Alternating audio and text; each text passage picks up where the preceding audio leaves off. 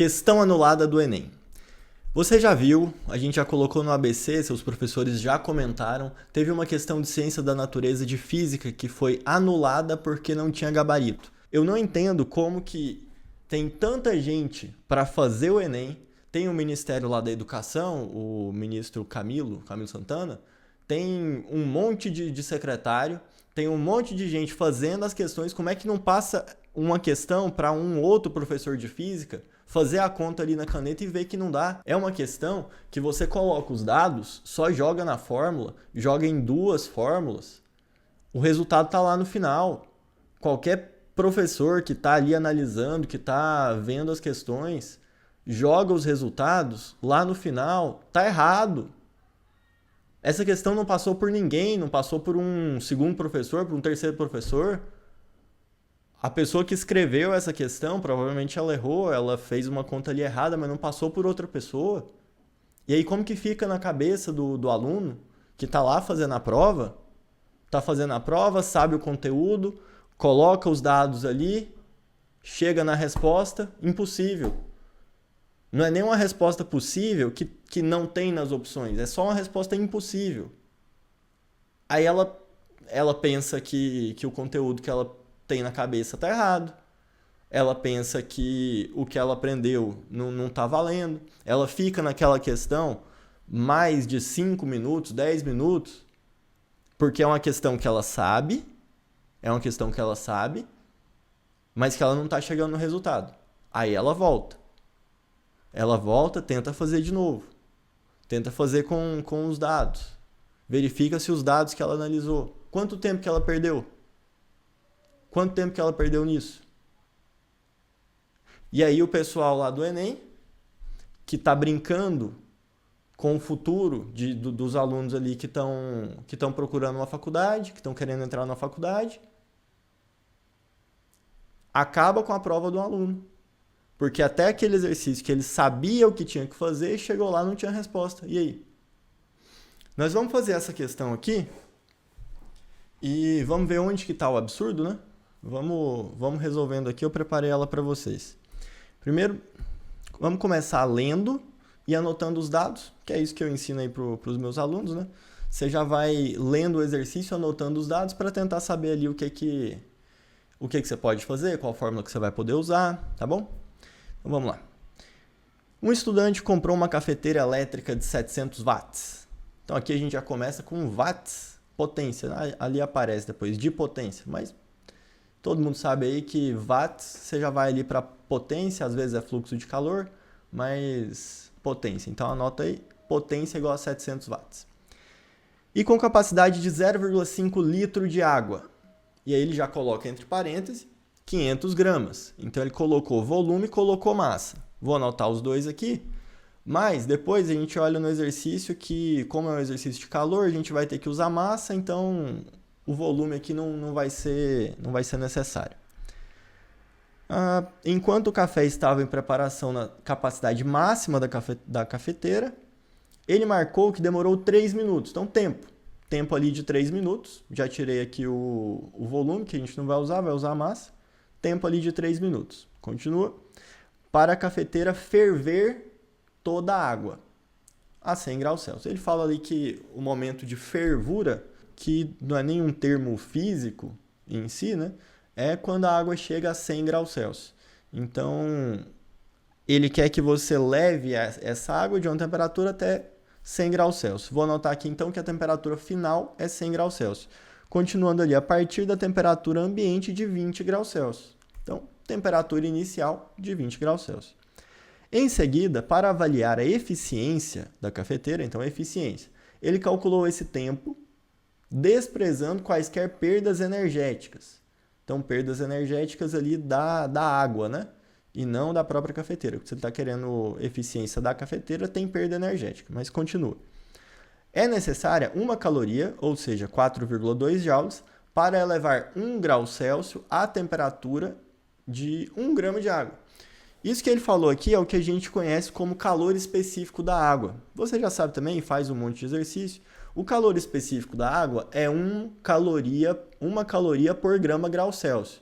Só que ele já deu aqui em joule que uma caloria é 4,2 joules, então eu já vou anotar aqui que calor específico é 4,2 joules por grama grau Celsius. Ele continua aqui na pergunta, qual a eficiência energética calculada pelo estudante? Tá bom, então a gente tem aqui todos os dados anotados, eu retirei ali o volume, que não vai precisar nessa parte da matéria, e a gente já entende que ele quer energia e energia de aquecimento. Isso nos lembra, então, do calor, quantidade de calor por aquecimento é o calor sensível. Então, a gente tem aqui uma conta de calor sensível para levar uma água de 20 graus Celsius até 100 graus Celsius. Então, eu já fiz uma continha aqui da variação da temperatura, sendo a final menos a inicial, 100 menos 20 igual a 80 graus Celsius a variação da temperatura.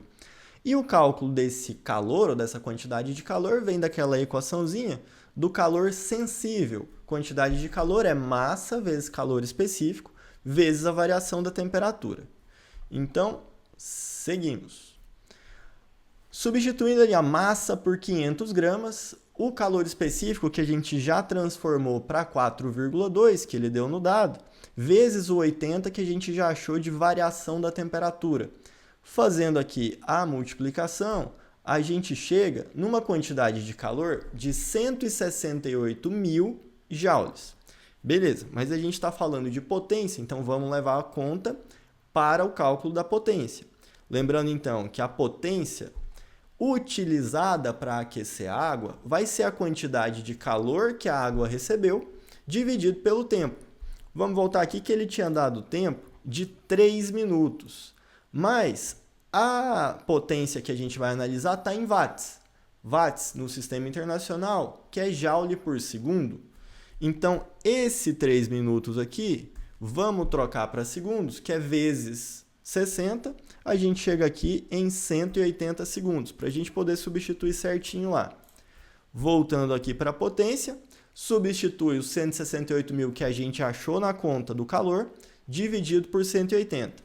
Aqui, sempre falo para os meus alunos, não precisa fazer conta que vai dar uma conta muito grande, que vai dar vírgula. Se não é a resposta final ainda, deixa a infração, simplifica ao máximo que vai facilitar a sua conta depois. Senão você vai ter que ficar mexendo com um número com vírgula, com dízima periódica, e aí sua conta vai enrolando cada vez mais. Então, o que eu vou fazer aqui? Primeiro, simplificar, né, o por 10 ali em cima e embaixo. Então, reduzir um zero ali. A gente pode também simplificar os dois ali por 2. O 18 vira 9, o 168 vira 84. Então, fica 8.400 em cima. Dá para simplificar ali de novo por 3, ficando 2.800 em cima. O 84 vira 28. 2.800 em cima, 3 embaixo. Deixa essa resposta desse jeito. Ainda não é a resposta final. Então, deixa. Deixa aí que a gente joga ele na conta depois. Então, a nossa potência útil é uma fração 2.800 sobre 3 watts. Continuando, vamos para o cálculo da eficiência. Eficiência é potência útil sobre a potência total, porque a eficiência é uma porcentagem, uma razão sobre aquilo que você recebe, você utiliza um tanto. Então, isso é eficiência. Se eu recebi tanto aqui, 100 de calor, só usei 60 para utilizar, então tem 60%, por exemplo, de eficiência, potência útil sobre potência total. Então, substituindo os valores que a gente já tinha achado e o que ele deu aqui no exercício. A gente achou 2.800 sobre 3 para a potência útil e 700 foi o valor que ele deu para a potência total da cafeteira. Então, a gente vai fazer essa divisão. Como faz uma divisão de fração? Conserva de cima, multiplica pelo inverso da de baixo. Lembrando que a de baixo aqui é um número que aparentemente não é uma fração, então a gente coloca o 1 embaixo dele, né? Vamos até escrever aqui, sobre 1. Aí, que aí a gente visualiza melhor. Então, 2.800 sobre 3 dividido por 700 sobre 1. Então, indo para a próxima aqui, eu coloquei esse 1 sobre 700 multiplicando. Conserva de cima, multiplica pelo inverso da de baixo. 2.800 sobre 3 vezes 1 sobre 700. Por que isso é interessante? Porque o 2.800 está em cima, o 700 está embaixo, eu consigo simplificar, é uma multiplicação ali de fração. Então eu consigo simplificar por 100 em cima e embaixo. Isso vai ficar 28 em cima, o 3 mantém, o 700 vira 7 embaixo. Simplifica o 28 por 7, divide ali, né? Vai sobrar o 4 em cima e sobra aquele 3 que estava esperando embaixo. Então agora chegamos aqui na resposta que é 4 sobre 3. Como é o momento de responder, eu vou fazer a divisão para eu poder responder em porcentagem, eu poder responder ali em número decimal que ele pediu. Nesse caso aqui, como é a resposta final, aí sugiro que faça a conta. 4 sobre 3, dividindo, dá aproximadamente 1,33. Dá aquela dízima periódica, né? 3, 3, 3, 3, 3. Então, significa que o nosso rendimento é 1,33. Colocando em porcentagem fica mais estranho. O nosso rendimento deu 133%. 133%. É como se eu recebesse 100 joules de calor e usasse 133. Como que pode? Como que eu recebo um tanto e gasto mais do que um tanto? Não, se bem que como o Enem é do governo e o governo sempre vive em...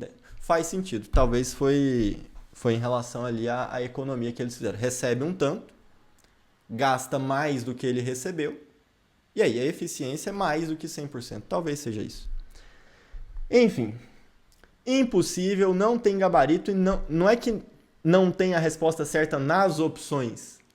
Ela é impossível. Não tem resposta certa. Então, quais são os problemas dessa questão? A eficiência não pode ser maior que 100%. Você não pode gastar mais do que você recebeu.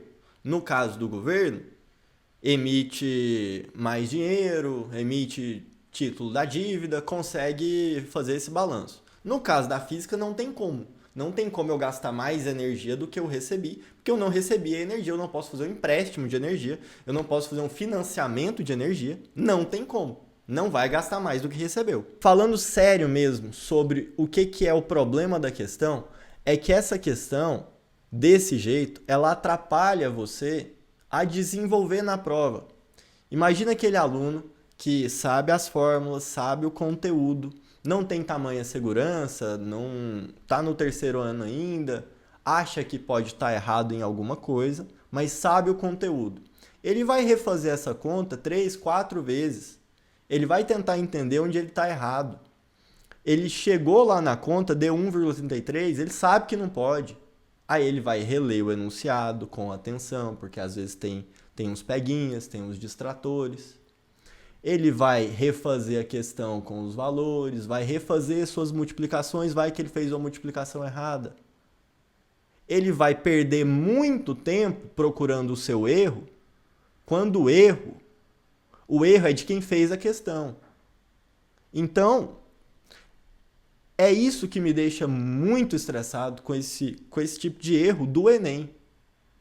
O aluno fica o ano inteiro estudando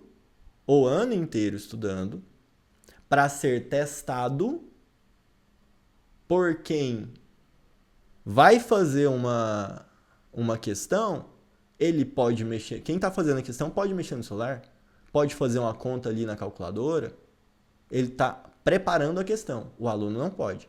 Aí a pessoa que está preparando a questão não tem o cuidado de passar para uma outra pessoa, não tem o cuidado de revisar, de fazer a questão 3 vezes, e o aluno lá, dentro da prova, não pode usar o celular para fazer uma conta, para ver se é ele que está errado, não pode entrar no Google e pesquisar a fórmula.